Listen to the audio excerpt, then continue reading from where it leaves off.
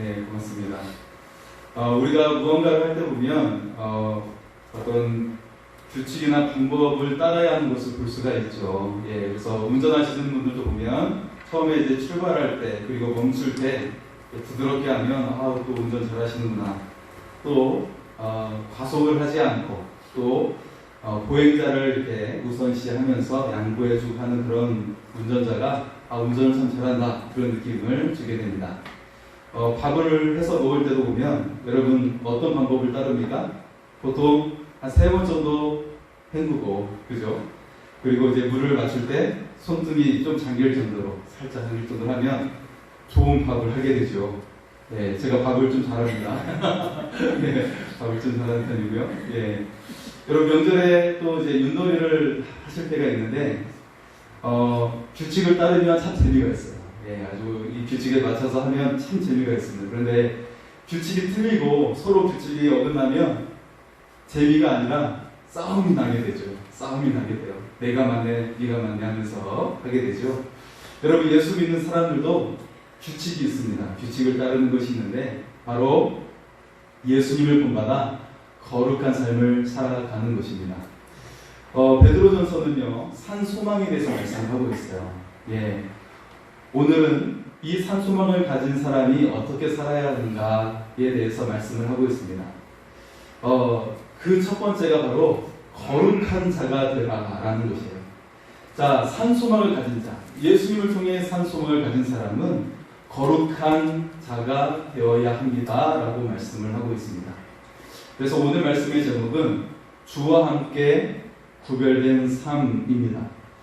오늘 말씀에 핵심적인 그런 구절이 등장하고 있는데요. 그것은 바로 16절의 말씀이죠. 예, 16절의 말씀을 보면요. 기록되었으되 내가 거룩하니 너희도 거룩할지니라 하셨느니라. 예, 이 말씀은 모세오경 가운데 레위기서에 굉장히 강조되면서 반복되어 나오는 말씀이에요. 네, 내가 거룩하니 너희도 거룩하여라.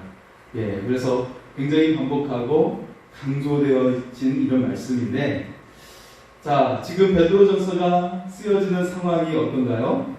예, 네로 황제의 대박해의 시작이에요. 이제 시작인 거예요. 사실은 큰 고난이 임하고 있는데 또 예수 믿는 자 중에 순교자들이 계속 생기고 있어요. 내 목숨을 구하기 위해서 어떻게 하면 될까요? 도망가든지 아니면 예수 믿는 걸 포기하면 돼요. 예수 믿는 자에게 정말로 종말이 오게 된 상황이죠. 만약에 여러분 이런 상황이라면 어떻게 하시겠습니까? 과연 목숨을 바칠 수 있을까? 굉장히 들끓 떨리는 말씀이죠. 네. 지난 주간부터 우리 서울 시민들 가운데는 참 불편함이 있으셨을 거예요. 왜냐하면 도시철도 노동자들의 그 파업 때문에 지하철 운행이 굉장히 지연되고 하면서 많이 불편하셨을 겁니다. 아마 아직 계속되는 것 같은데요.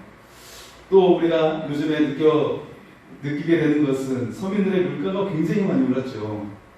저도 이제 목사님 독서 모임 때문에 가서 이제 식사를 함께 하는데 짜장면이 보니까 제가 6,000원 정도로 기억을 했었는데 8,000원이더라고요. 보니까. 그래서 굉장하다 그런 생각을 했습니다.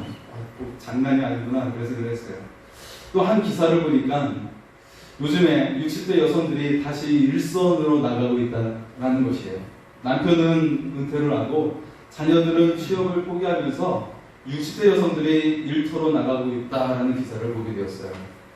예, 참 복잡하고 언제 우리에게 편안한 삶이 올까 그런 궁금증이 들게 합니다. 자, 이처럼 이런 우리의 삶 가운데 베드로는 말씀하고 있어요. 예수님이 우리의 산 소망이 되신다라는 거예요.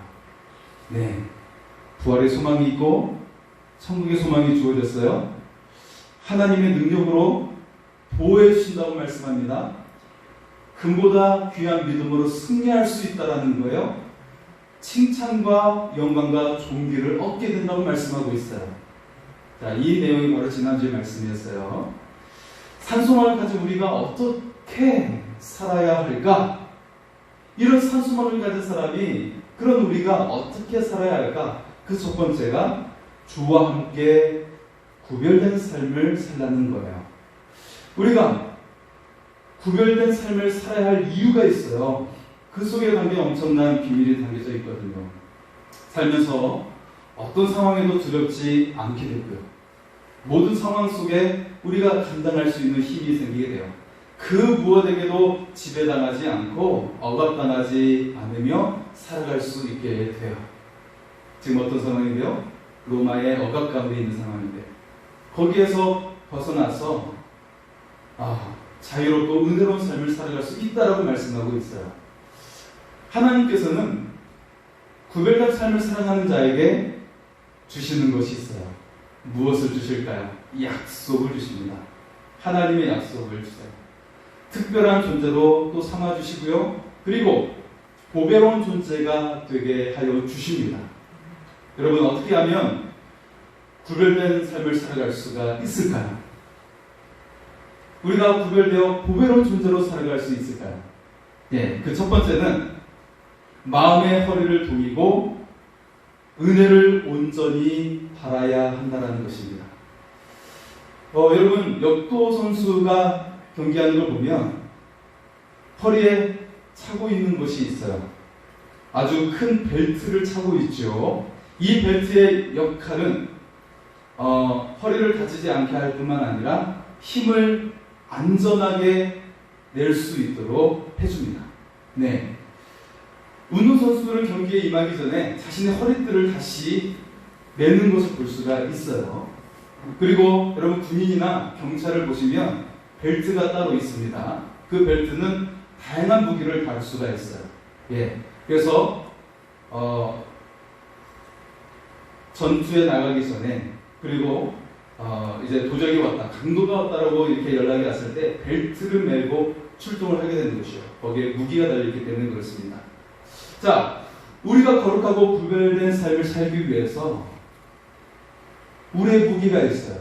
그것은 바로 마음의 허리를 동이고 믿음으로 허리를 동이며 나가는 거예요. 그러면서 주님의 재림의 날에 주실 은혜를 온전히 받으라고 말씀하고 있습니다. 자, 우리 13절의 말씀을 한번 보겠습니다. 13절입니다. 그러므로 너희 마음의 허리를 동이고 근신하여 예수 그리스도께서 나타나실 때에 너에게 가져다 주실 은혜를 온전히 바랄지어다. 아멘. 그리스도인은 구별된 사람이죠. 네, 성령으로 마음의 허리를 동이며 살아가는 사람입니다. 마지막 때의 특징은 하나님을 두려워하지 않는다는 거예요. 하나님이 없기 때문에 마음이 병들게 돼요. 마음이 병들면 범죄가 따라오게 돼요. 죄가 같이 따라오게 됩니다. 그래서 여러분, 우리 한국은 그렇지 않지만 다른 외국을 보면 어떤 재난이 일어나고 했을 때 막 폭동이 일어나서 가게를 때려 부수고 불 지르고 하는 그런 모습을 흔하게 볼 수가 있죠. 죄악의 마음이 막 나오게 되는 거예요. 자, 요즘 한국이 조금 이상해지긴 했습니다. 길을 가다가 폭력적인 사람들이 갑자기 생기게 되었고 흉악한 도구를 가지고 상해를 입히는 사람들이 등장하고 있어요. 왜 그럴까요? 여러분, 이유가 있어요. 이게 그냥 일어나는 것이 아닙니다. 이 세대가 하나님을 두려워하지 않기 때문에 일어나는 거예요. 하나님을 두려워하지 않으면 죄가 발생하게 되는 거예요. 그것이 가정에서 뿐만 아니라 거리 도처에 일어나게 되는 거예요. 우리가 언제나 하나님의 영광을 선포할 수 있기를 소원합니다. 여러분의 가정이 하나님의 영광을 선포하십시오. 그러면 악이 침투하지 않게 될 줄 믿습니다. 여러분이 사는 동네와 거리를 향해서 하나님의 영광을 선포하십시오. 요즘에 성범죄자가 많이 활보하고 있어요. 여러분, 문자로 뜨지 않습니까? 여러분, 영광을 선포하십시오. 악이 힘을 잃게 될 줄 믿습니다. 요즘에 교회가 힘을 잃고 말았어요. 교회가 세상을 정화시키는 기능을 잃고 말았습니다. 다시 믿는 자들이 성령으로 마음의 허리를 동여맬 수 있기를 소원합니다.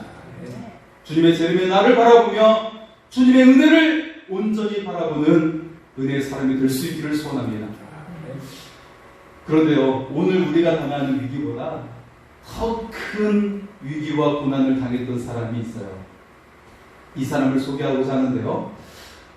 지난해 9월 13일, 그러니까 딱 1년 전쯤이죠. 미국의 CBS에서 미국의 역대 최고의 대통령을 뽑았어요. 1위가 누구였을까요? 예, 우리가 기대했던 사람과 좀 다릅니다. 자, 3위는 조지 워싱턴이고 2위는 우리가 잘 아는 에이브러햄 링컨이에요. 기대가 좀 어긋났죠? 링컨이 될 줄 알았는데, 그럼 1등이 누구일까요? 링컨이 바로 1등이 바로 프랭클린 루즈벨트 대통령입니다. 예. 그는 미국에서 유일하게 4번이나 연임해서 대통령을 했던 사람이에요. 12년 동안 대통령직에 있었던 사람이죠. 자, 루즈벨트의 재임 기간 세계 대공황이 왔어요. 예. 그때는 세계 대공황의 시대였고 1차 세계대전이 끝나서 정말 혼란한 시대였는데 2차 세계대전이 또 터지게 되는 상황이었습니다. 더욱더 모든 세계가, 우리나라도 포함되었죠. 전 세계가 전쟁의 소용돌이에 수많은 사람들이 죽어나가기 시작하는 상황이었어요. 자, 이 대공황 시기에 많은 실업자들이 생겨나고 가정이 무너지고 있는 상황이에요. 이때 루즈벨트 대통령은 뉴딜 정책을 통해서 가정을 보호하는 정책을 펴나가고 일자리를 만들어주는 일을 창출해내는 그런 일들을 해나가죠.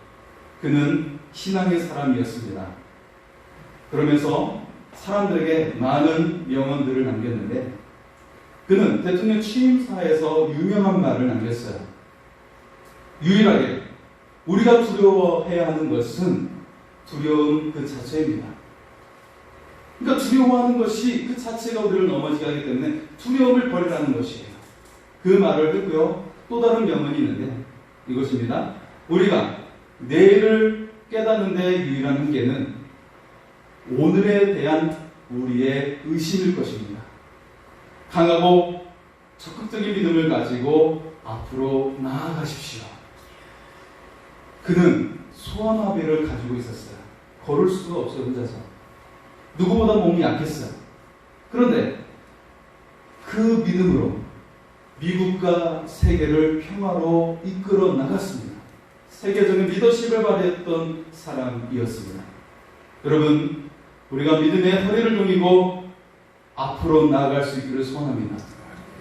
여러분의 삶에 믿음의 역사가 일어나게 될 줄 믿습니다. 두 번째는요, 주님이 거룩하니 우리도 거룩해야 한다는 것입니다. 여러분, 거룩이란 말은 구별되다라는 뜻을 가지고 있죠. 세상 사람들과 구별되고 또 영적으로 윤리적으로 깨끗하고 구별된 삶을 살아가는 것을 말씀해요. 자, 우리 15절과 16절의 말씀을 다시 한번 봅니다. 15절과 16절입니다.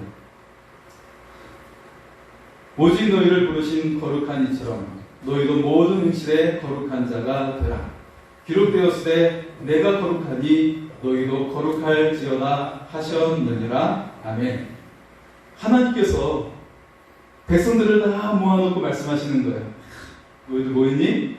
야, 내가 너에게 할 말이 있는데 내가 거룩하니까 너희도 거룩하여라 라고 말씀하고 계시는 거예요. 예. 자, 이 말을 좀 다르게 표현하면 내가 사랑이 많으니까 너희도 사랑이 많이 있기를 원한다.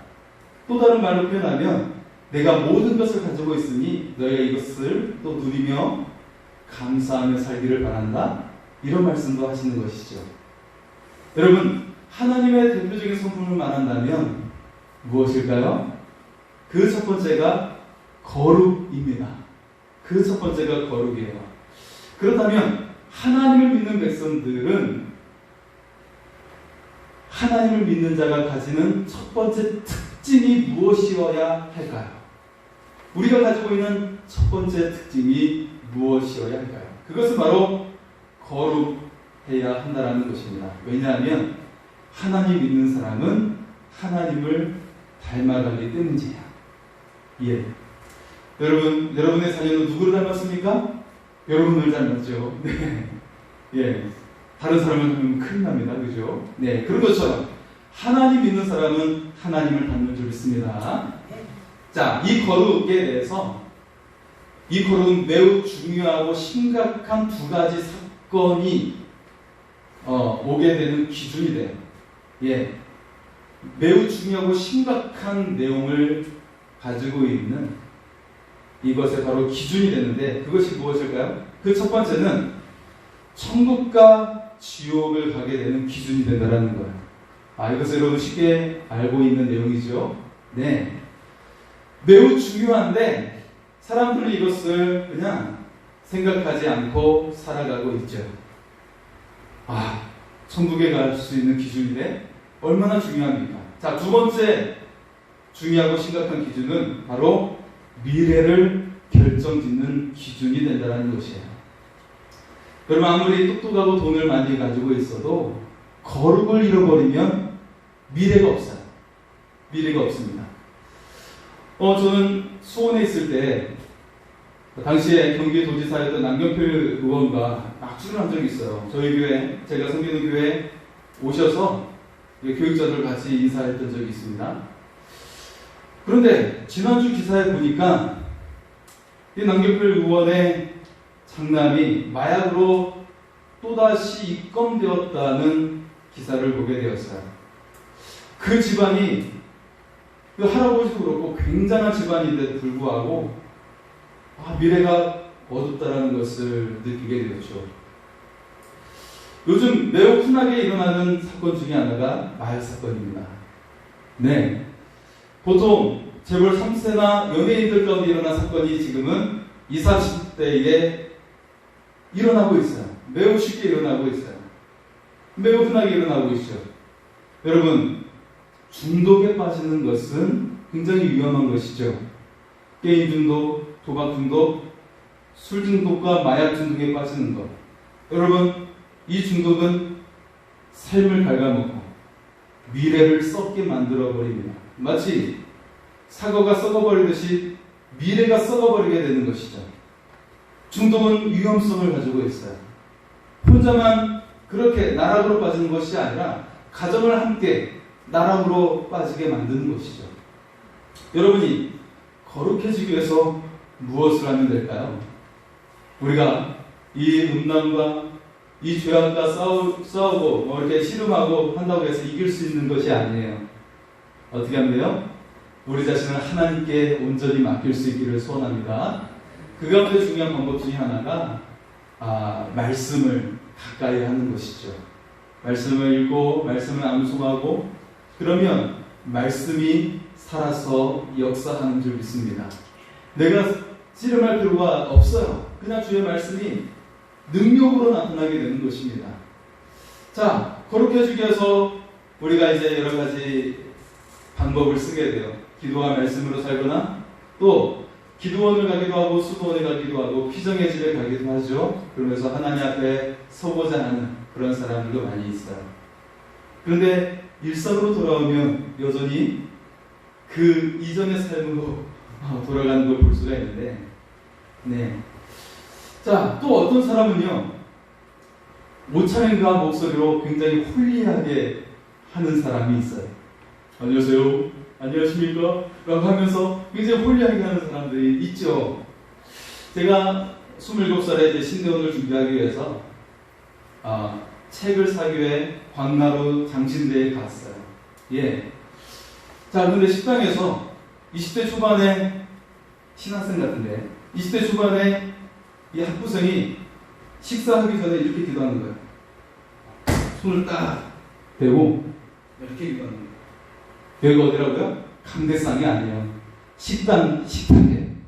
식당이 식탁인데 이렇게 기도하고 있어요. 그 모습을 보고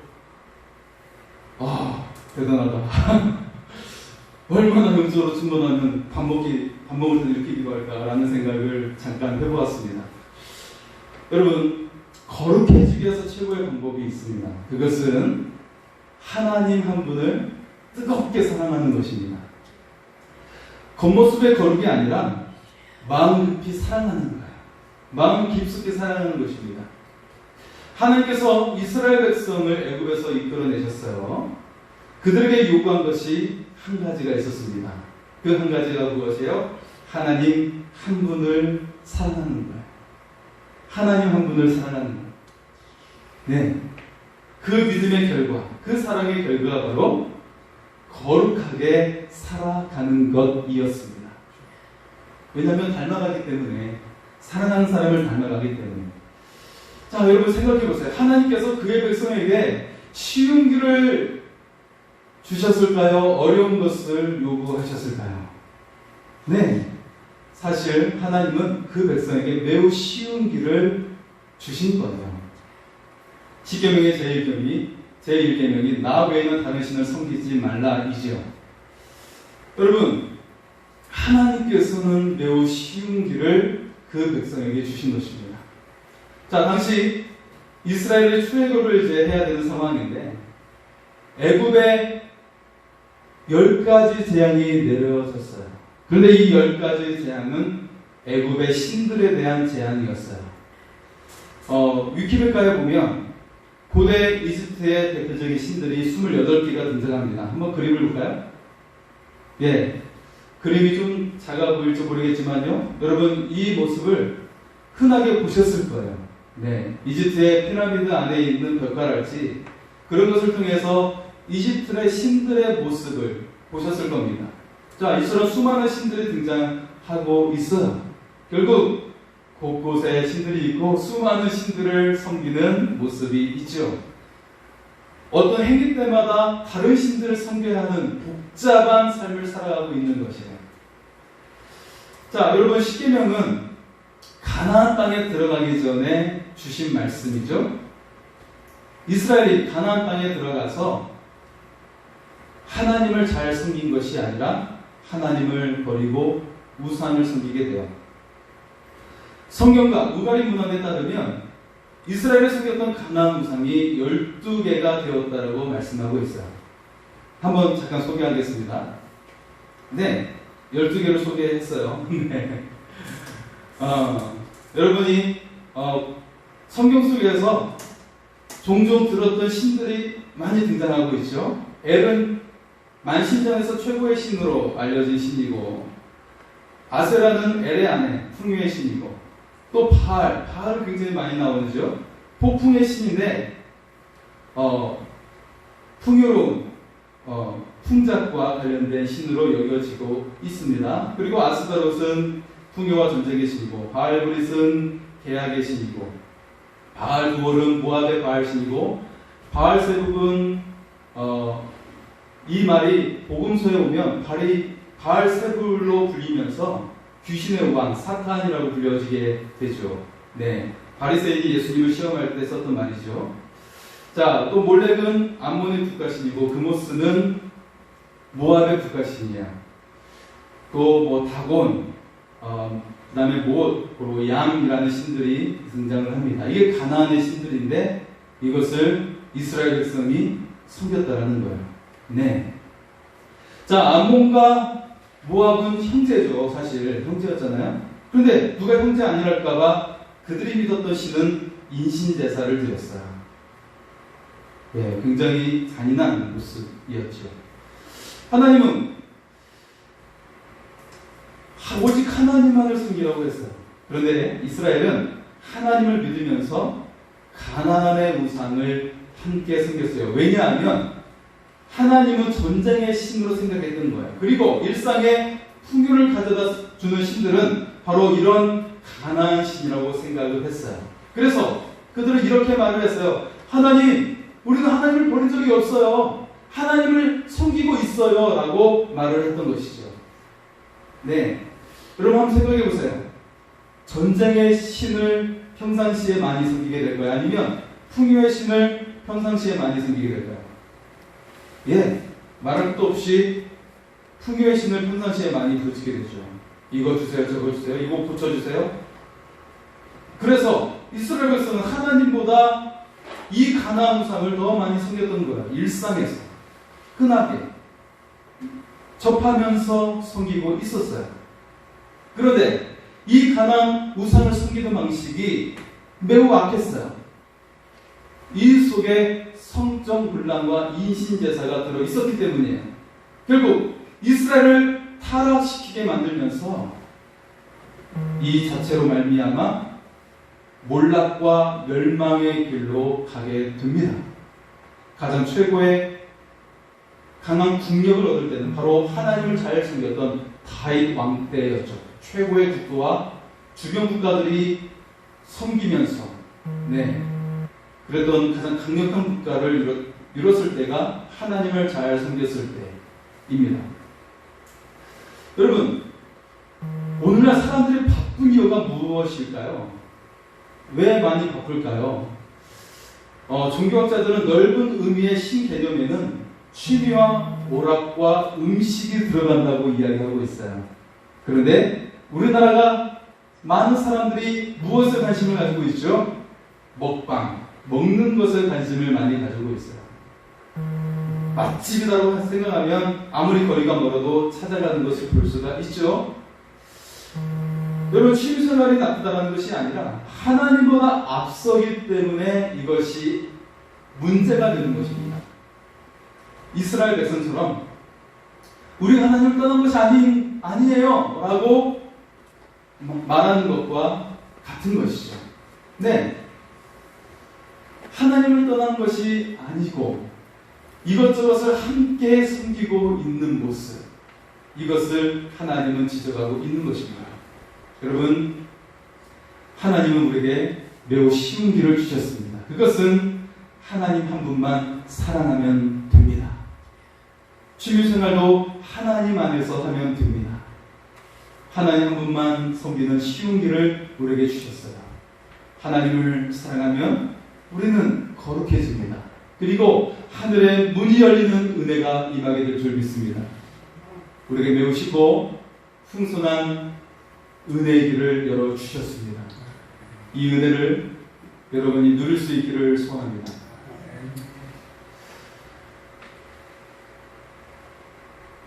어느 날에 큰 흉년이 들었는데요. 왕은 온 백성에게 금주령을 내렸어요. 만약에 이것을 어기면 두 눈을 뽑아버리겠다라고 하였습니다. 그런데 어느 날 한 젊은이가 술 주정을 부리다가 체포되었어요. 알고 보니 그 나라의 왕자였어요. 여러분, 어떻게 했을까요? 왕의 아들인데 왕은 칼을 가져오라고 했어요.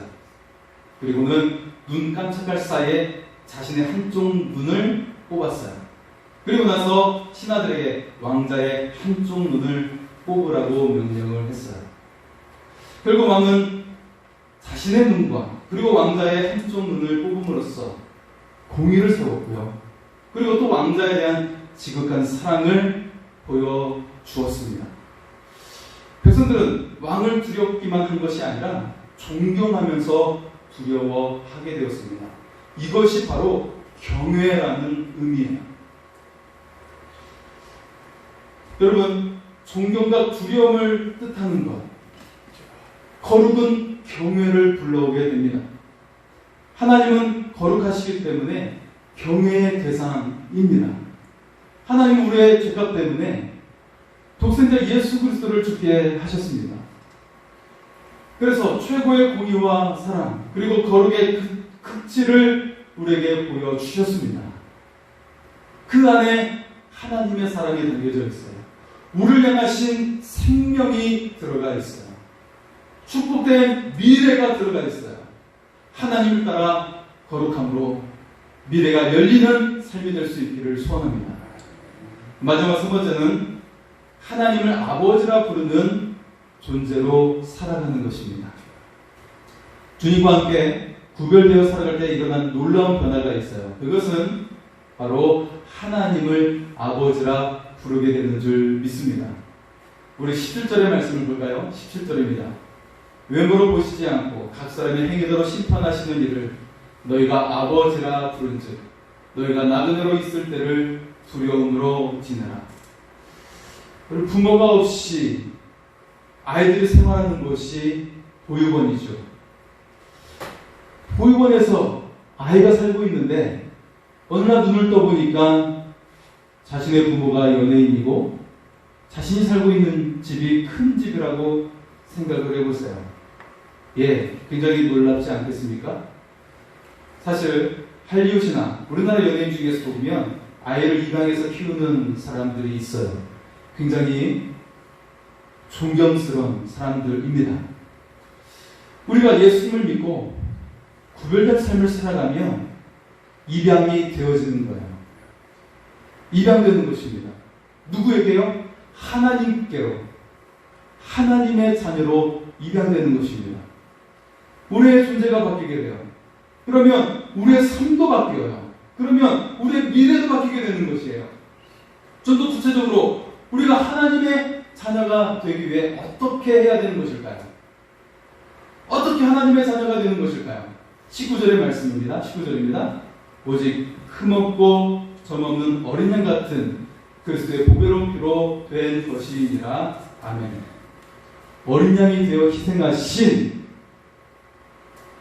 그래서 주님께서 십자가에 흘리신 피, 우리가 자녀가 되었어요. 그 사랑이 얼마나 감격스럽습니까? 육신의 부모도 따뜻한 사랑을 다 자녀에게 표현을 못해요. 때때로 많은 경우는 그냥 엄한 말을 해야 되는 경우가 훨씬 더 많아요. 세상의 사람들은 나의 연약함을 더 많이 지적하고 수군거려요. 나에게 좋은 점이 많이 있음에도 불구하고 사람들은 나의 연약함을 더 많이 지적해요. 그런데 하나님은 따뜻하게 우리에게 말씀하고 계세요. 내가 너를 사랑한다. 네가 무언가를 잘해서가 아니라, 네가 똑똑해서가 아니라, 네가 나의 자녀이기 때문에 그 존재로 내가 너를 사랑한다 라고 말씀하고 계십니다. 항상 그렇게 말씀하고 계세요. 여러분, 그것이 들리지 않습니까? 귀를 기울이면 들을 수가 있어요. 그리고 예수님은 날 대신하여 십자가에 죽기까지 하셨습니다. 내 죄와 무거운 짐을 대신 짊어지셨어요. 지금도 마음을 흔드는 무거운 짐이 있습니까? 십자가에 맡기십시오. 죽음도 해결하신 주님께서 여러분을 가볍게 만들어 주실 줄 믿습니다. 우리를 새로운 존재가 되게 하셨어요. 하나님의 자녀가 되게 하셨어요. 자신의 생명을 대신하기까지 우리를 사랑하여 주셨어요. 이와 같은 존재로 삼아 주신 이 사실이 우리로 하여금 세상을 이기게 합니다. 소망이 가득한 미래를 살게 합니다. 이 은혜가 임하기를 소원합니다. 마지막 이야기입니다.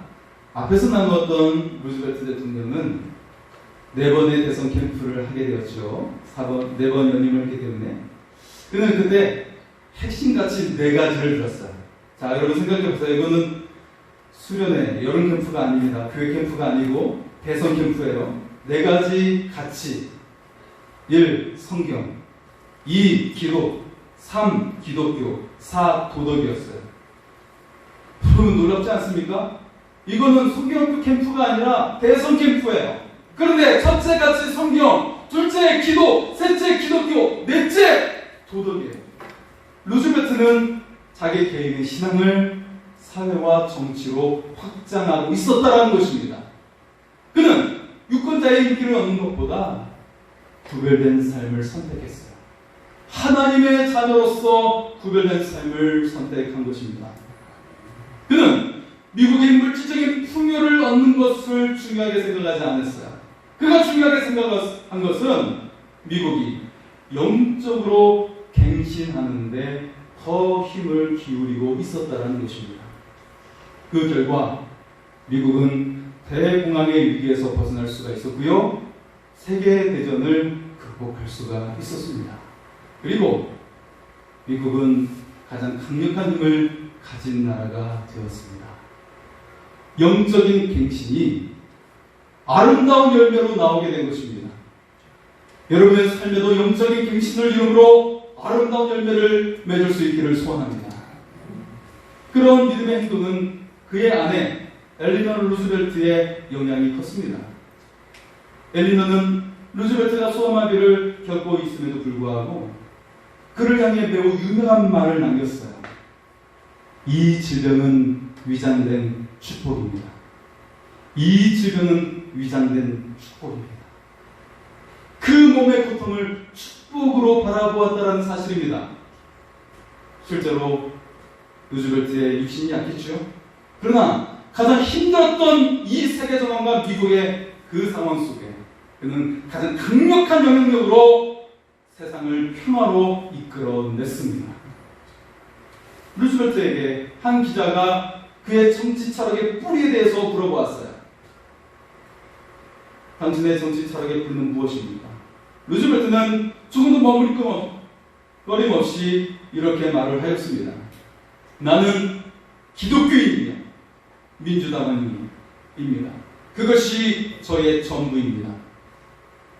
이 한마디의 말은 루즈벨트의 신앙과 위기, 정치를 승리로 이끈 유명한 말이 되었습니다.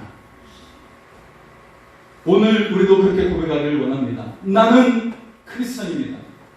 당당하게 고백하기를 원합니다. 날마다 누구를 만나든 나는 하나님의 사람입니다. 나는 하나님의 자녀입니다. 담대하게 선포할 수 있기를 바랍니다. 위기의 상황에 거기에 마주하면 사탄에게 짓누르는 거예요. 하지만 그 상황 속에서 나는 하나님의 자녀야! 라고 말하면 사탄이 두려움에 떨어 도망가게 될 줄 믿습니다. 믿음의 허리를 등기고 나는 크리스천입니다! 라고 담대하게 선포하며 나갈 수 있기를 소원합니다. 주와 함께 구별된 삶을 살아갈 수 있기를 바랍니다. 주님의 은혜로운 팔이 여러분과 함께 하실 줄 믿습니다. 하늘문이 열리는 은혜가 임하게 될 줄 믿습니다. 제가 그 주님을 찬양하며 나아가겠습니다.